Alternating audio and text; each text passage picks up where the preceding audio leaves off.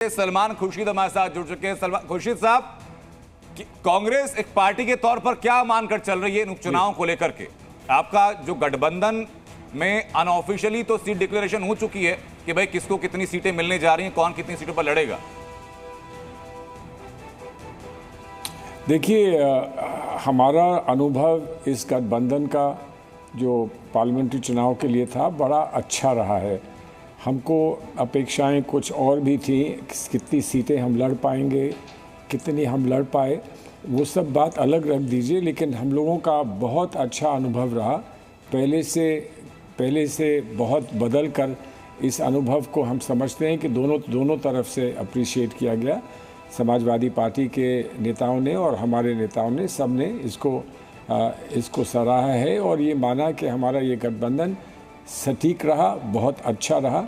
और जो बुनियाद बनी है, जो भी उसकी आधारशिला है, वो हमारे लिए काम इसमें भी करेगी। जो अभी बाय इलेक्शंस हो रहे हैं, इसमें भी वो काम करेगी। लेकिन ये जो गठबंधन के ऊपर विश्वास प्रगाढ़ हुआ सर, ये नतीजों के आंकड़े देखने के बाद हुआ या गठबंधन के वक्त हो चुका था?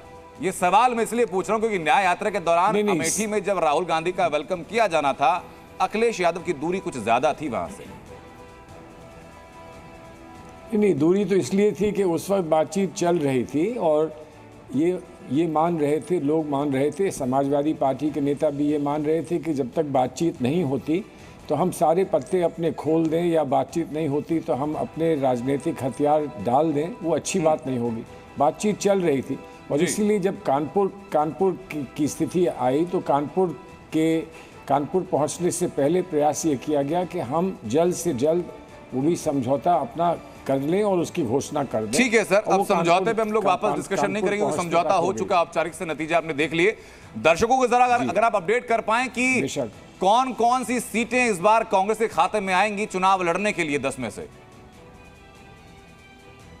देखिए, ये कहना अभी संभव नहीं है कि औपचारिक रूप से जब अनाउंसमेंट होगा कितनी सीटें और कौन कौन सी सीटें, मैं भी चाहूंगा कोई मांग रखी गई है सर कांग्रेस की तरफ से अखिलेश यादव के सामने? अधिकृत रूप से बातचीत चल रही है और बहुत अच्छी बातचीत चल रही है। तो उसमें हम ये नहीं चाहते हैं कि वो बातचीत अंदर हो रही है, बंद कमरे में हो रही है, वो उसको हम बाहर ले आएं। बहुत जल्द आपको एक छोटा सा सवाल खुर्शीद साहब, और उसके बाद में बाकी मेहमानों का रुख करूं कि क्या वोट जिहाद जैसे शब्द उपचुनाव के कैंपेन में सुनने को मिलेंगे? देखिए, कुछ शब्द हैं जो नहीं इस्तेमाल होने चाहिए और वो जो शब्द इस्तेमाल हुए, किस पार्टी की तरफ से हुए, क्यों हुए, उनका क्या परिप्रेक्ष्य था। आप तो ये ना कहिए सर कि क्यों हुए और किस पार्टी की तरफ से हुए, ये तो एक ओपन सीक्रेट की तरह आप बात कर रहे हैं। नहीं, अब ओपन सीक्रेट की बात नहीं कर रहे हैं।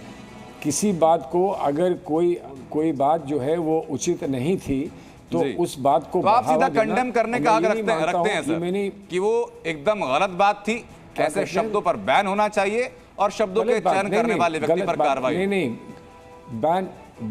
बैन नहीं शब्दों पर आसानी से होना चाहिए। बैन के लिए थोड़ा विचार करना चाहिए और क्या है उसका क्या मतलब है, उसके क्या इम्प्लीकेशंस हैं। ठीक है सर, इसको एकदम वोट जिहाद तक हम लोग सेंटर नहीं रहेंगे। बहरहाल बहुत बहुत शुक्रिया आपका हम लोग जुड़ने के लिए।